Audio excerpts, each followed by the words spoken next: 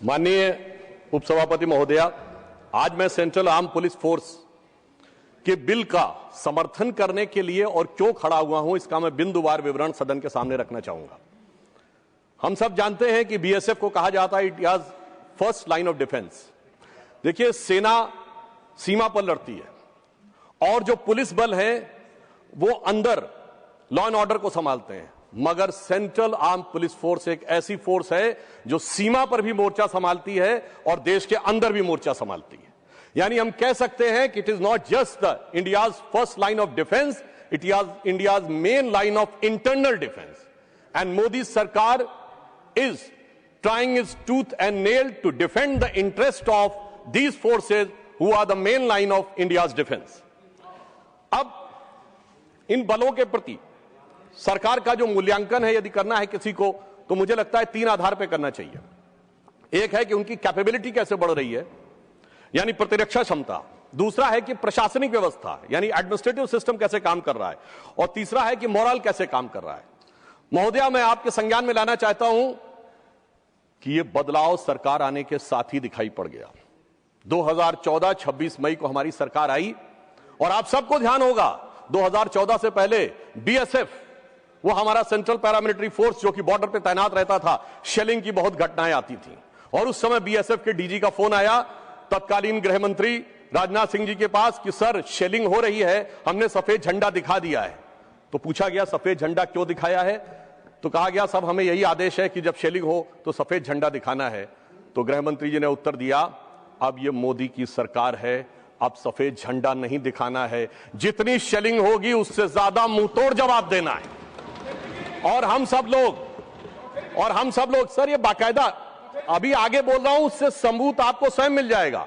और sir, authentication ये है कि 2014 के बाद ऑपरेशन सिंदूर के अलावा पिछले 10 साल में कितनी शेलिंग की घटनाएं हुई नहीं दिखाई पड़ती है, इस बात का प्रमाण है। और दूसरा, मैं ये भी कहना चाहता हूं सर, एक कहावत होती है कि जो तो को कांटा बोए ताहे बो तू फूल, मगर हमारी सरकार ने कहा जो देश के विरोध काम करेगा तो जो तो को कांटा बोए ताहे बो तू भाला, वो भी तो समझे जरा कि पड़ा किसी से पाला। और जब से मोदी सरकार से पाला पड़ा है, आपने देखा शेलिंग की घटनाएं रुक गई हैं। अब यह तो थी कि मनोदशा को लेकर मोदी सरकार का मनोरथ क्या था, अब कार्य दशा को लेकर मोदी सरकार का कार्यवृत्त में बताने का प्रयास करता हूं। देखिए, वर्तमान बिल को अगर समझना है तो ये सीएम जो हमारे सेंट्रल आर्म पुलिस फोर्सेज हैं, ये 3 कैटेगरी में है। एक में है जो बेसिक लेवल पे जवान से एंट्री लेते हैं, एक जो ए ग्रेड के ऑफिसर्स हैं यानी जो मिडिल लेवल मैनेजमेंट प्रशासन में काम करते हैं, और एक है जो हायर लेवल प्रशासन में काम करते हैं यानी आईपीएस ऑफिसर। अगर देखा जाए तो इन सारे गजेटेड ऑफिसर्स के बीच में एडमिनिस्ट्रेटिव ऑपरेशनल रेगुलेशन करने के लिए बिल लाया गया है। और जो हमारे विपक्षी सांसदों ने विषय उठाया है, तो मैं बताना चाहता हूं कि जिनको आप जवान कहते हैं वो कांस्टेबल लेवल से आते हैं, फिर उनको एक प्रमोशन मिलता है हेड कांस्टेबल, उसके बाद वो बनते हैं एएसआई, उसके बाद बनते हैं एसआई और इंस्पेक्टर, यानी 4 प्रमोशन वो लगभग प्राप्त करते हैं। मिडिल लेवल पे जो लोग आते हैं वो असिस्टेंट कमांडेंट लेवल पे आते हैं, वो डिप्टी कमांडेंट बनते हैं, फिर कमांडेंट बनते हैं, कहीं कहीं सीनियर कमांडेंट की पोस्ट भी है, और फिर वो डीआईजी बनते हैं। यानी इतने प्रमोशन तो उन्हें स्वतः मिलते हैं और उसमें से आधे लोग आईजी बनने तक की व्यवस्था पाते हैं। अब मैं यहां बताना चाहता हूं कि इस बिल में इसी स्थापित व्यवस्था को व्यवस्थित रूप से परिभाषित करने का काम किया गया है ताकि किसी भी प्रकार का कंफ्यूजन और उसके कारण होने वाली ओवरलैपिंग न रहे। अब यहां एक और बात भी कहना चाहूंगा, इस बिल में एक सबसे बड़ा प्रावधान यह किया गया है कि डीआईजी लेवल पे अब आईपीएस अधिकारियों के लिए कोई भी आरक्षित व्यवस्था नहीं होगी कि जैसे पहले एक परंपरा मानी जाती थी कि 20% पद आरक्षित रहेंगे। अब डीआईजी लेवल तक असिस्टेंट कमांडेंट स्तर के लोग जा सकेंगे, 50% लोग आईजी लेवल तक जा सकेंगे और 1/3 लोग एडिशनल डीजी लेवल तक जा सकेंगे। तो मुझे लगता है बहुत व्यवस्थित व्यवस्था परिभाषित करके दी गई है ताकि ये सभी बलों में समान भी रहे और किसी भी प्रकार के मुकदमेबाजी की स्थिति भी न रहे। और अभी तक भी 45 से 48% लोग आईजी के पद तक पहुंचते हैं। अब यहां पर मैं यह भी बताना चाहता हूं कि जो यह कहा जा रहा है कि इससे मॉरल पर विपरीत प्रभाव पड़ेगा, तो एक स्टैटिस्टिक्स देना चाहता हूं। 10 लाख से अधिक लोग, 11 लाख के लगभग की पैरामिलिट्री फोर्सेस की पूरी स्ट्रेंथ है, इसमें जो गजेटेड ऑफिसर्स हैं वो केवल 1 से 1.5% है। और उनमें भी जो आईपीएस ऑफिसर्स हैं वो उसका भी 1 से 1.5% है, यानी 0.01 से लेके 0.015% पदों के ऊपर इसका प्रभाव पड़ रहा है। इस आधार पर यह कहना कि 11 लाख फोर्सेस के मॉरल पर इसका प्रभाव पड़ेगा, यह तर्कसंगत नहीं लगता है। हां, यद्यपि मॉरल की बात अभी हमारे कई विपक्षी सांसदों ने उठाई, प्रोफेसर रामगोपाल जी ने कहा, संजय सिंह जी ने कहा, चौधरी साहब बोल रहे थे, तो मैं याद दिलाना चाहता हूं महोदया, जब संसद के ऊपर आक्रमण हुआ था तो जिन सेंट्रल फोर्सेस के जवानों ने अपनी जान गंवाई थी, अफजल गुरु को सर्वोच्च न्यायालय से फांसी की सजा होने के बाद 7 साल तक क्षमा याचना लंबित रखी गई थी, तब मॉरल नहीं गिर रहा था। दूसरा, और इतना ही नहीं, उस समय उन लोगों ने आक्रोश में आकर अपने मेडल वापस कर दिए थे, तब मॉरल नहीं गिर रहा था। और मैं कहना चाहता हूं, मगर सोनिया जी की आंखों में तब भी आंसू नहीं आए थे, पर बकौल सलमान खुर्शीद बटाला हाउस इनकाउंटर के आरोपियों के लिए आंखों में आंसू आए थे। यह दर्शाता है कि किस प्रकार के हमारे सुरक्षा बलों के मॉरल के ऊपर किस ढंग की राजनीति की जाती थी। परंतु हमारी सरकार तीनों स्तरों पर, जवान, मिडिल लेवल एडमिनिस्ट्रेटिव ऑफिसर और हाई लेवल एडमिनिस्ट्रेटिव ऑफिसर, तीनों की गुणवत्ता और व्यवस्था को लेकर पूरी तरीके से संवेदनशील है।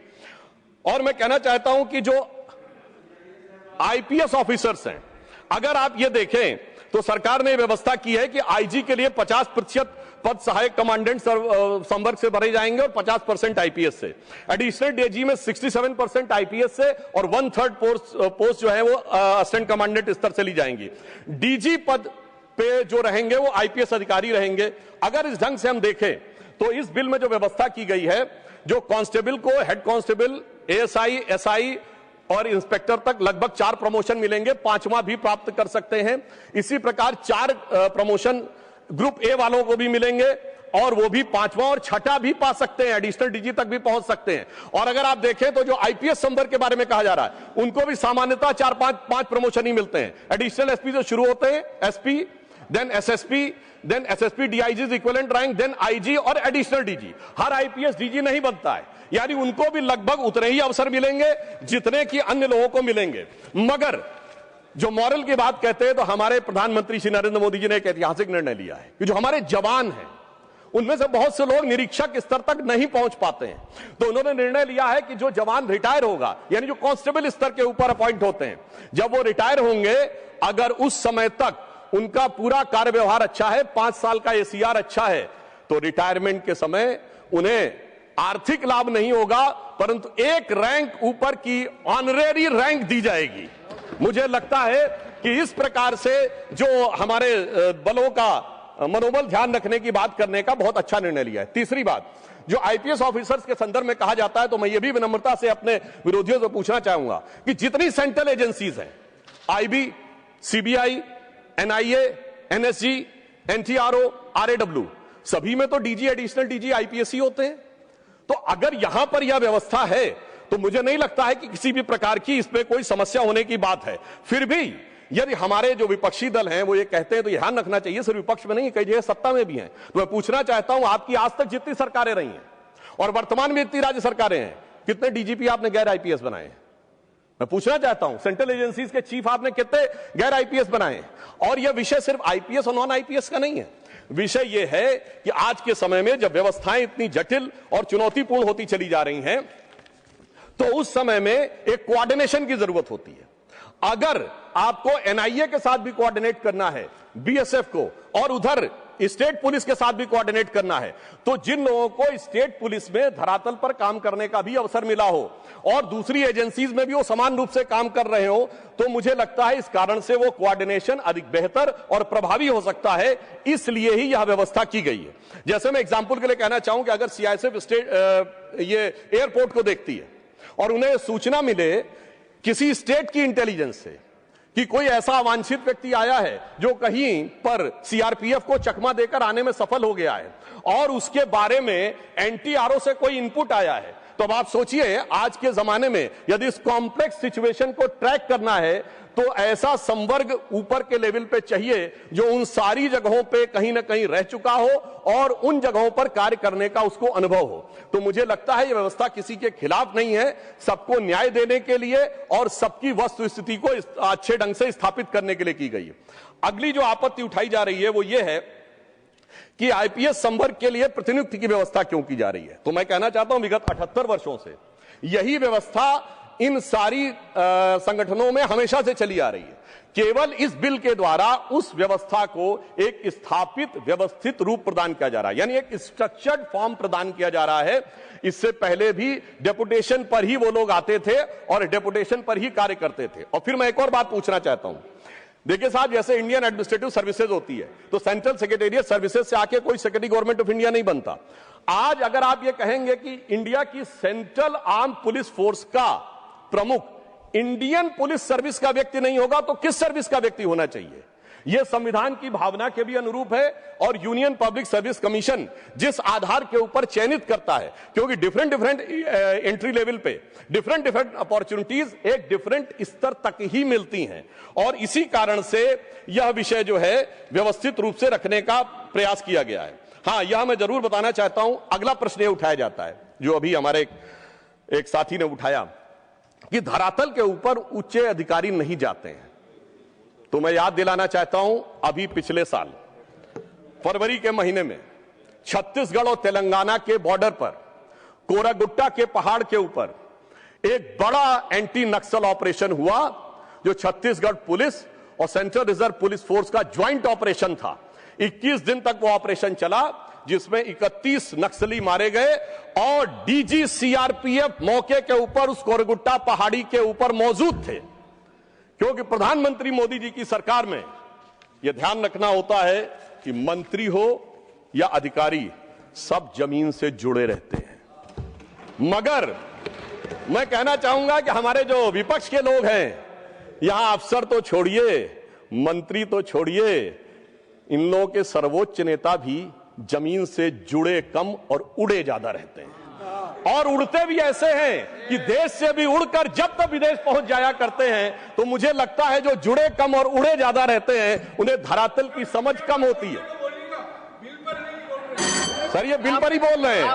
अरे साहब सुनिए, अरे सुनिए, रूरल डेवलपमेंट में वेस्ट एशिया की चर्चा कर चुके हैं आप लोग, मैं तो बिल पर ही बोल रहा हूं। अब मैं एक और बात बताना चाहता हूं।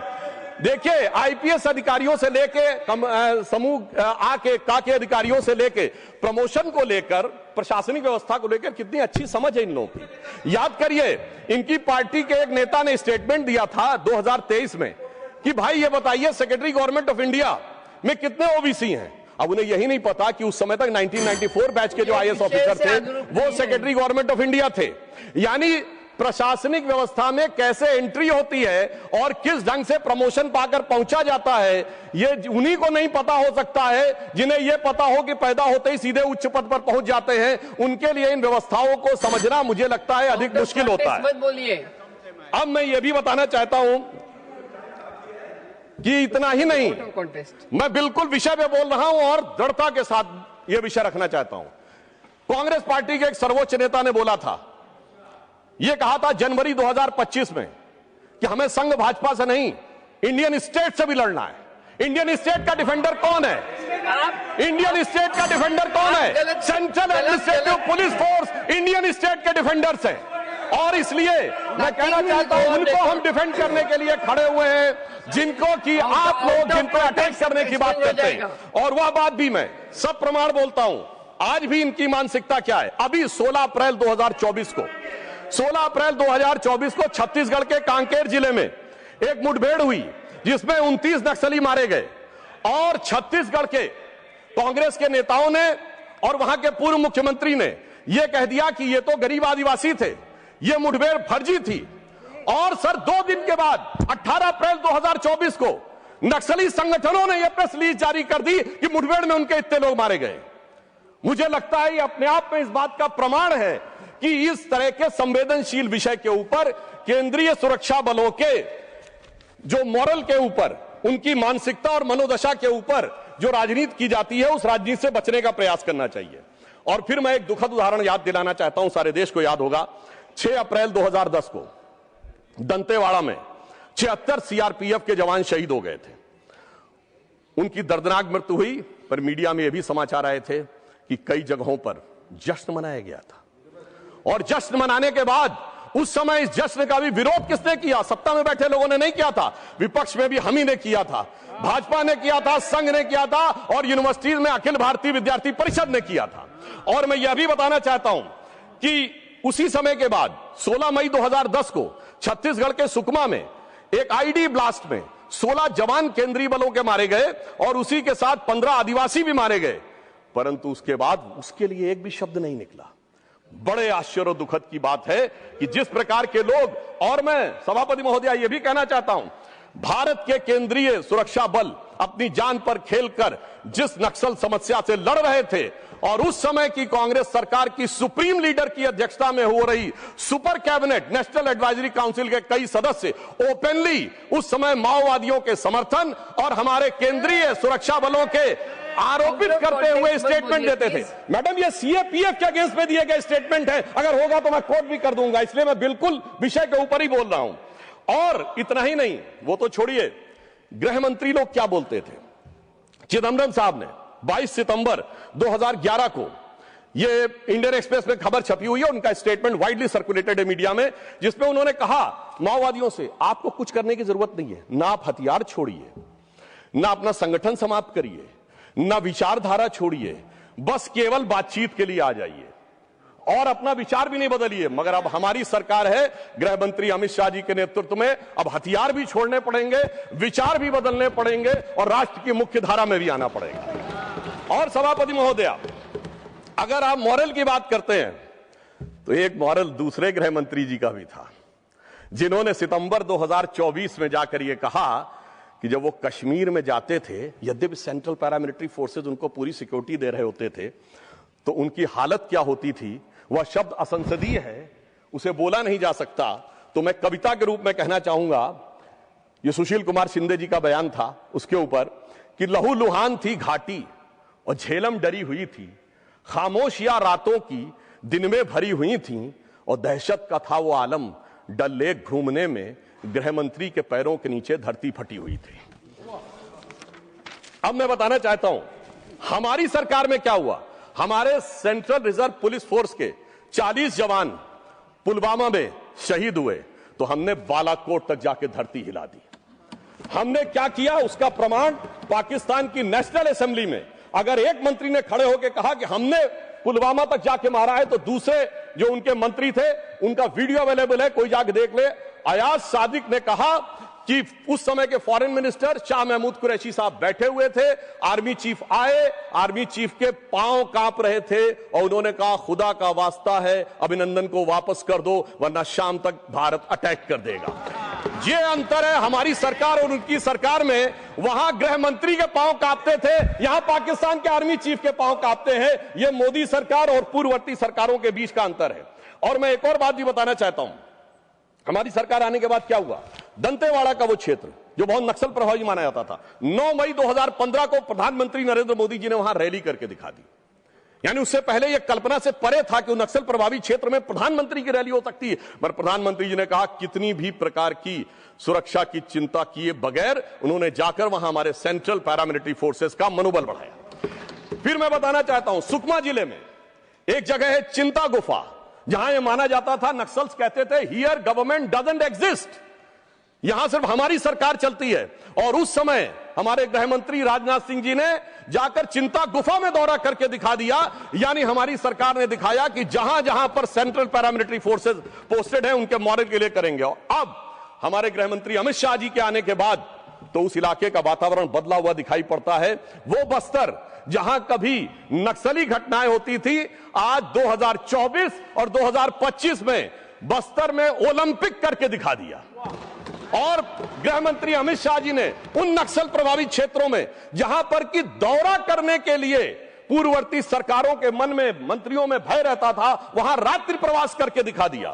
और इतना ही नहीं, उस जो कार्यक्रम में कोई सरकारी कार्यक्रम नहीं था, बस्तर ओलंपिक 2024 में 1,65,000 युवाओं ने सहभागिता की और 2025 के ओलंपिक में 3,91,000 युवाओं ने सहभागिता की। अर्थात जन जन का समर्थन और सुरक्षा बलों का मनोबल दोनों को एक साथ हमने आगे लाकर करने का प्रयास किया और यह तभी संभव हो पाया जब सिक्योरिटी फोर्सेस की पूरी कैपेबिलिटी और सरकार को उनका पूरा समर्थन था। और फिर एक दूसरे सांस्कृतिक कार्यक्रम का आयोजन किया गया जिसमें राष्ट्रपति द्रौपदी मुर्मू जी गई इसी फरवरी में उद्घाटन में और गृह मंत्री अमित शाह जी ने समापन किया।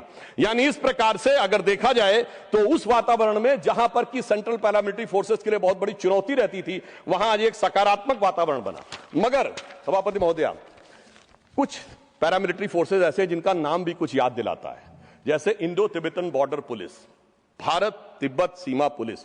यह नाम याद दिलाता है कि जब भारत आजाद हुआ तो भारत की सीमा तिब्बत से मिलती थी, चीन से नहीं मिलती थी। भारत तिब्बत सीमा पुलिस उस बात का प्रमाण है। मगर क्या करें, अचकन शेरवानी पहनने वाले, उर्दू और अंग्रेजी बोलने वाले, मंदिर के में डिप्रेशन महसूस करने वाले पंडित जी की शेरवानी में लगे हुए गुलाब ने इतने कांटे बो दिए कि भारत तिब्बत सीमा पुलिस, आज भारत तिब्बत सीमा भारत चीन की सीमा में आ गई और वो कांटे आज तक भारत के हृदय में पड़े हुए हैं। दूसरी बात मैं याद दिलाना चाहता हूं, हमारे बहुत प्रबुद्ध लोग बैठे हुए हैं विपक्ष की तरफ। इंडो तिब्बतन बॉर्डर पुलिस की स्थापना कब हुई? 24 अक्टूबर 1962। 20 अक्टूबर 1962 को चाइना ने अटैक कर दिया, तब याद आया कि सीमा की सुरक्षा के लिए कोई बल भी होना चाहिए। इसके लिए संस्कृत में कहावत होती है, प्रोदीप्ते भवने चकूप खननम, यानी आग लगने की संभावना हो तो पानी पहले से मत रखो, जैसे ही भवन में आग लगे वैसे ही कुआं खोदना शुरू करो। मुझे लगता है कि यह दूरदृष्टि कैसी थी भारत की सुरक्षा के लिए। यह आईटीबीपी का जो स्थापना और उसका वातावरण यह दिखाता है।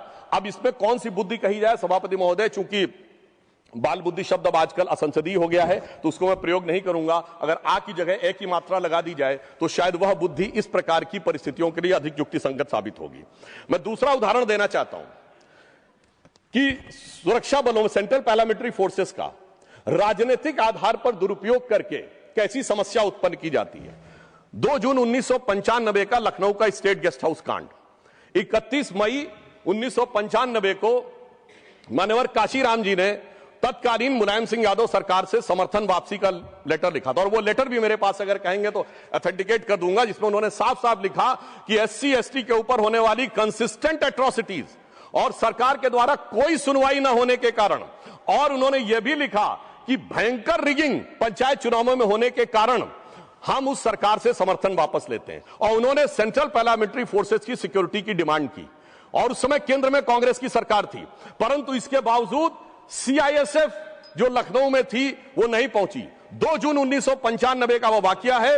उस समय उनका एक संदेशवाहक लखनऊ में भारतीय जनता पार्टी कार्यालय में हमारे तत्कालीन प्रदेश अध्यक्ष कलराज मिश्रा जी के पास आया, अटल जी से बात की गई, उन्होंने भी नरसिम्हा राव जी से बात किया तो कहा गया सीआईएसएफ की यूनिट तो है लखनऊ में मगर वो मुहर्रम के ताजिए की खिदमत में लगी हुई है, इसलिए तत्काल पहुंचना मुश्किल होगा, उसमें कुछ घंटे लगेंगे। और उस समय वातावरण यह था कि वो कुछ घंटे बहुत भारी पड़ने वाले थे अगर सेंट्रल पैरामिलिट्री फोर्सेस नहीं पहुंचते, क्योंकि यूपी पुलिस का जो रवैया था वो बहुत साफ सबको दिखाई पड़ रहा था। मगर क्या बताएं सभापति महोदया, उस समय अपनी जान पर खेलकर हमारे तत्कालीन नेता स्वर्गीय ब्रह्मदत्त द्विवेदी जी भाजपा कार्यकर्ताओं को लेकर गए और तब जाकर वहां पर मायावती जी की जान बचाने की स्थिति बनी। अगर समय रहते हुए सीआईएसएफ को भेज दिया गया होता तो यह परिस्थिति नहीं होती। मगर क्या बताएं, इधर बसपा के दलित विधायकों के जनाजे निकलने की बात हो रही थी, पर सीआईएसएफ जो था वो ताजिए की यात्रा की खिदमत में लगा हुआ था। और वैसे मैं थोड़ा सा विषयांतर होते हुए एक और भी बात कहना चाहूंगा। आजकल खमैनी साहब का बड़ा नाम लिया जाता है, जो शियाओं के धर्मगुरु थे, मगर साहब लखनऊ में शियाओं का मुहर्रम का जुलूस निकलने नहीं दिया जाता था, प्रतिबंध रहता था। वो तब शुरू हुआ जब अटल जी की सरकार आई 22 साल के बाद, तब जाके शियाओं का मदे साहबा का जुलूस निकलना शुरू हुआ, क्योंकि केंद्रीय सुरक्षा बलों का भी जो प्रयोग है वो धरातल पे तौल के किया जाता है। ये वाला वोट बैंक मजबूत है तो कोई बात, इसमें भी कौन शिया मजबूत है कि सुन्नी मजबूत है उसके आधार पर सीआईएसएफ के डिप्लॉयमेंट को देखा जाता था। अब यहां मैं ये कहना चाहूंगा, आज भी आपने देखा होगा बीएसएफ के ऊपर इस प्रकार के आरोप लगते थे जब कांग्रेस की सरकार थी कि बांग्लादेश से इन्फिल्ट्रेशन हो रहा है। मैं कहना चाहता हूं बीएसएफ की गलती नहीं थी, लैंड बाउंड्री एग्रीमेंट ही नहीं था। आधा गांव बांग्लादेश में, आधा गांव भारत में। 2016 में मोदी जी की सरकार ने आने के बाद वहां पर डिमार्केशन किया, लैंड बाउंड्री एग्रीमेंट हुआ। अब या तो गांव भारत में है या गांव बांग्लादेश में है। उसके बाद वहां कांटे की बाढ़ लगाई गई। इस कारण से अब इन्फिल्ट्रेशन रुका। मगर एक राज्य है जहां अभी तक भी फेंसिंग नहीं हो सकी है, वो है पश्चिम बंगाल। इसलिए अगर वहां पर बीएसएफ को जमीन नहीं मिल रही है तो मेरे विपक्षी साथियों से मैं पूछना चाहूंगा कि सेंट्रल पैरामिलिट्री फोर्स या सेंट्रल आर्म पुलिस फोर्सेस के लिए आपके मन में क्या है, यह इस बात से बहुत साफ हो जाता है। हाँ, एक बात मैं और कहना चाहता हूं कि चुनावों में 1989 तक सेंट्रल आर्म पुलिस फोर्सेस का उपयोग नहीं होता था। टीएन शेषन जी ने इसकी शुरुआत करवाई। पहले लोकल पुलिस यूज होती थी और जब तक लोकल पुलिस होती थी धड़ाधड़ चुनाव जीतते थे। जब से central arm paramilitary forces 96 onwards deploy होने शुरू हो गई हैं, क्योंकि वो उस राज्य के नहीं होते हैं, उनका किसी प्रकार का कोई कनेक्शन और वो नहीं होता है, उसके बाद से कांग्रेस और हमारे विपक्षी दलों के दिन थोड़ा गर्दिश में आने लगे हैं। क्योंकि पुराने जमाने में जैसे बूथ कैप्चरिंग और अन्य चीजें होती थी, सीएपीएफ के जवानों के द्वारा वो संभव नहीं होती। और मैं कह सकता हूं कि चुनावी ड्यूटी में हमारे सेंट्रल आर्म पुलिस फोर्सेज ने बहुत ईमानदारी, दृढ़ता और तत्परता के साथ काम किया है। आज भी पश्चिम बंगाल चुनाव में यह सवाल उठाया जाता है कि इतनी कंपनीज सीआरपीएफ की क्यों भेजी जा रही हैं। उसका बड़ा स्पष्ट कारण है। पहले 6-7 चरणों में चुनाव हो रहे थे, तो एक जगह से कंपनी रहेगी, दूसरे चरण में चली जाएगी, तीसरे में, अब 2 चरण में चुनाव है, तो मानी हुई बात है 3 गुनी अधिक कंपनीज की आवश्यकता तो होगी। इसलिए मैं अपने विपक्षी दलों से कहना चाहता हूं कि सेंट्रल आर्म पुलिस फोर्सेस के ऊपर किसी भी प्रकार की इस प्रकार की राजनीति से बचने का प्रयास करना चाहिए। जहां तक फोर्सेस की बात है तो इनके मॉडर्नाइजेशन के संदर्भ में, कल्याण के संदर्भ में ड्यूटी पे मृत्यु के दौरान 25 लाख और अगर एक्शन के दौरान मृत्यु होती है तो 35 लाख की व्यवस्था की गई है। व्यावसायिक शिक्षा पाने वाले जवानों के, जो हताहत जवान हैं, उनके बच्चों विधवाओं के लिए 3,000 रुपए महीने की स्कॉलरशिप की व्यवस्था की गई है। 2022 में सीएपीएफ पुनर्वास योजना शुरू की गई है। और दुर्गम क्षेत्रों में जाने के लिए अगर देखा जाए तो हवाई यात्रा की सुविधा भी की गई है। आधुनिकीकरण के लिए भी, सेंट्रल आर्म पुलिस फोर्सेस के आधुनिकीकरण के लिए भी कई मैकेनिज्म बनाए गए हैं। Indian cyber crime coordination centre बनाया गया है, national cyber crime portal centre बनाया गया है और 2021 में citizens financial cyber fraud reporting and management system बनाया गया है, जिसके द्वारा 1930 हेल्पलाइन का प्रयोग करते हुए अब तक 17.82 लाख शिकायतें और 5500 करोड़ रुपए जनता के डूबने से बचाए जा चुके हैं।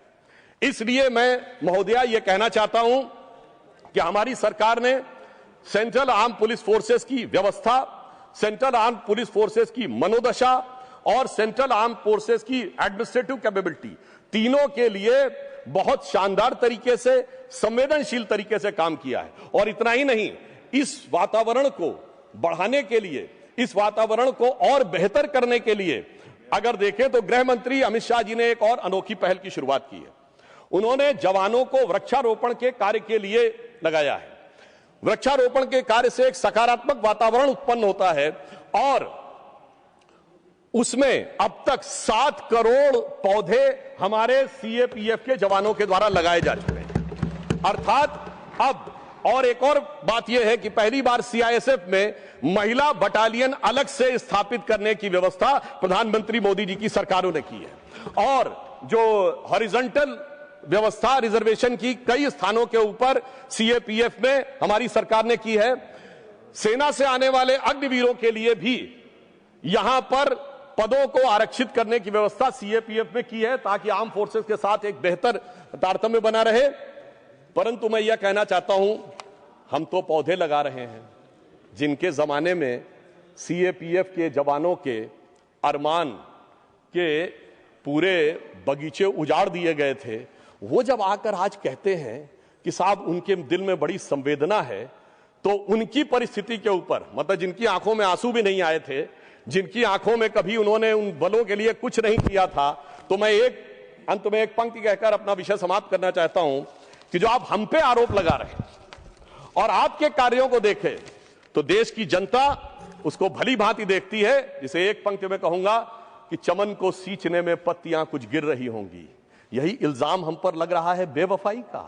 चमन को सींचने में पत्तियां कुछ गिर रही होंगी, यही इल्जाम हम पर लग रहा है बेवफाई का। मगर कलियों को जिसने रौंद डाला अपने हाथों से, वही दावा करे हैं अब चमन की रहनुमाई का। ఈ వీడియో మీకు నచ్చినట్టయితే లైక్ చేయండి, 10 మందికి షేర్ చేయండి. అలాగే కామెంట్ల రూపంలో మీ అభిప్రాయాలను మాతో పంచుకోండి. Nationalist hub group of channels ను సబ్స్క్రైబ్ చేసుకుని తెలుగునాట జాతీయవాద జర్నలిజాన్ని ప్రోత్సహించండి. ఈ వీడియో కింద ఉన్న బెల్ ఐకాన్ పై క్లిక్ చేయడం మర్చిపోవద్దు.